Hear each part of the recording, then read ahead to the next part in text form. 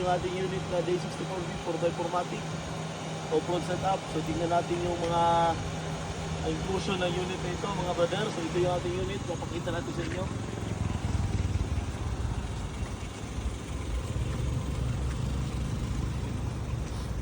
Simulan natin dito sa likod mga brother. So ito yung pinakabit niyang step board. So all around ito naka install na steel step board. Yung gilid naka step board, and then naka fender player siya. Then mud terrain na mag size 13 na mags. So may kasama ring roof rack. Ito roof rack. So naka-tint na din po siya mga brother. Ito ang kanyang chrome na headlight design. So may umiilaw yung signal light dyan. So umiilaw, i-try natin yung signal light.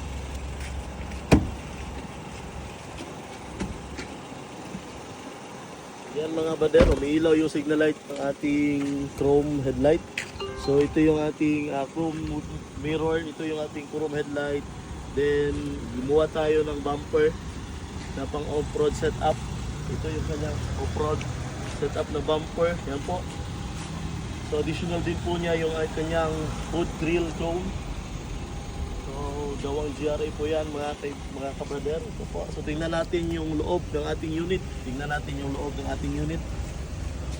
So ito yung loob ng kanyang unit. Naka black concept yung loob niya kasi gusto niya ng black. So may Android stereo din tayo. Yan, Android stereo 9 inches. So may cover na din po ang kanyang steering wheel. So ito is Matic. So ganito yung shifter niya mga kabader. So sa likod po mga kabader, captain seat na po siya. So ito po captain seat. So galing tong straight seat. So kinonvert natin to captain seat. So ito po yung captain seat. So yun. So ganda po siya. Pwede siyang ma-move. Yan. Pwede ma-move yung kanyang captain seat. So pwede rin siyang flat.